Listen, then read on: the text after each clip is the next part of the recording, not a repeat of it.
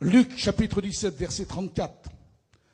En ce jour-là, de deux personnes qui seront dans le même lit, l'une sera prise, l'autre laissée.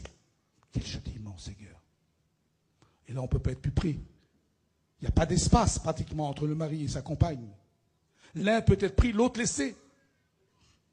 Voyez-vous, dernièrement, avec des frères, j'avais supposé que ce jour béni pourrait venir pendant une convention.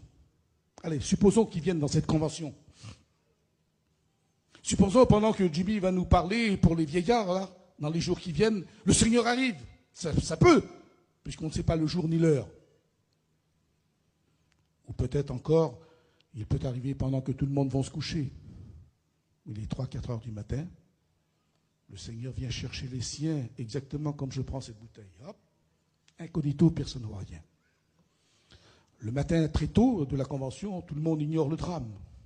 Comme nos moteurs s'allument aux environs de 7 heures, la plupart de chez nous allument leur poste de télévision. On regarde les publicités, ou peut-être même les dessins animés. Et tout à coup, un flash d'information que voici.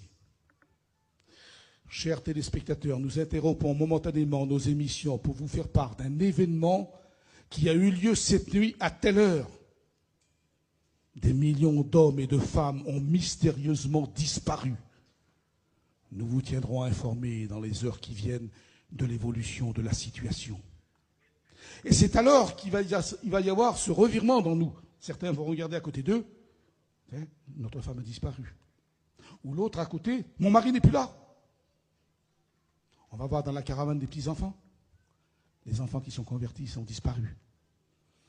Et c'est alors qu'une clameur va se dérouler sur toute la propriété que nous sommes ici.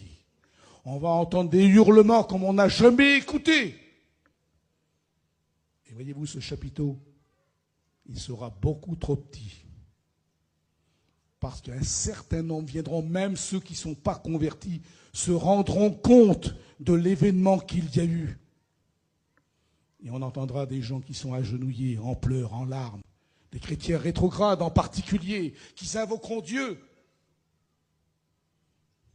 Et il est possible alors qu'un vieillard qui connaisse un peu l'enseignement de la parole de Dieu, qui se lève, monte sur notre estrade, et qui prend ce micro, et qui dise, voilà frères et sœurs, ce qui est arrivé, ce que Dieu avait prévu, depuis déjà la prophétie d'Enoch, qui a 5000 ans de portée. Le Seigneur est venu chercher les siens, et nous, on est restés. Et peut-être que ce vieillard pourra montrer à ce moment-là une bouteille d'alcool en disant, voyez, moi je suis resté, c'est à cause de ça. J'ai troqué ma vie spirituelle pour un verre de bière. Et peut-être d'autres pourront faire la même confession, parce que moi, j'ai voulu avoir la vie facile, j'ai voulu gagner de l'argent facilement, même si ce n'était pas honnête. Et chacun de ceux qui restent là pourront ainsi s'accuser mutuellement pour telle ou telle chose.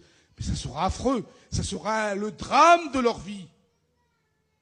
Parce qu'ils auront confondu la bonté de Dieu et également sa sévérité.